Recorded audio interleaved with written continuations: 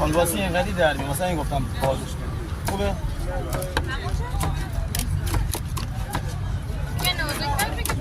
نمیشه از رو دیگه نازک‌تر نمیشه بندشه این استخون نمیبره خاطر همین قسمت دنبش میگه دوباره باز میکنیم